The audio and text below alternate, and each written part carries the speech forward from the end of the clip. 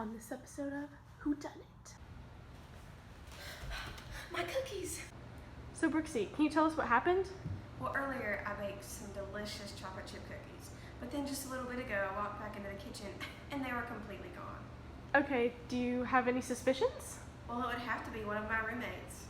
That's crazy. Please state your name for the record. My name's Chad. Chad, can you please tell me where you were today around the time that the cookies were stolen? I don't even know what cookies you're talking about, but I was at the library earlier today. Please state your name for the record. Hey, I'm Brad. I'm Chad's dad. Will you please give me the nature of your visit? I'm just here to visit my son, check out his apartment. It's pretty cool. Where were you today around the time that the cookies were stolen? I was probably cleaning Chad's room because it's disgusting. Please state your name for the record. Hi, I'm Amanda. Hey Amanda, can you please tell me what you were doing around the time the cookies were stolen today? I was probably doing my makeup. I had a date tonight, so I had to get ready. Can you please state your name for the record? Sydney. Where were you at the time the cookies were stolen today? I was at home with family dinner.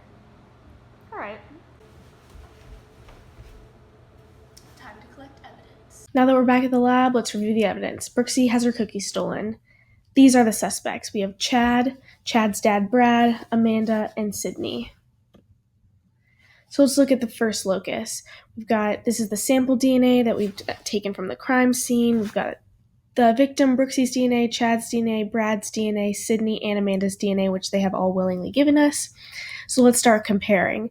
So the victim doesn't match either of the alleles from this sample. Chad matches both of the alleles. That's suspicious. Chad's father only matches one, so we can clear him. Sydney also matches both of the alleles. That's suspicious.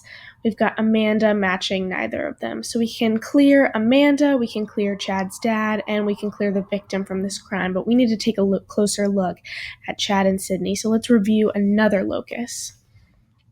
So here we've got more sample DNA from the crime scene. The victim matches, but we've already cleared her from this crime because she was obviously there. She baked the cookies. We've got Chad over here. He's matching both alleles again. That's very suspicious. We've got Chad's dad. He's matching one of the alleles. We've already cleared him. We've already cleared Amanda. But looking at Sydney, Sydney does not match either of the alleles. So Sydney is clear. It's not looking good for Chad. But we can actually tell that Chad's dad, Brad, is his father because they share this allele. This is the one that Chad would have gotten from his mom. Same thing here. They share this allele, and this is the one that Chad would have gotten from his mom. So what we can conclude is that Brad is Chad's father, and that Chad's DNA has been found at the crime scene. So Chad stole the cookies. And this is him caught in the act. We've got him, boys.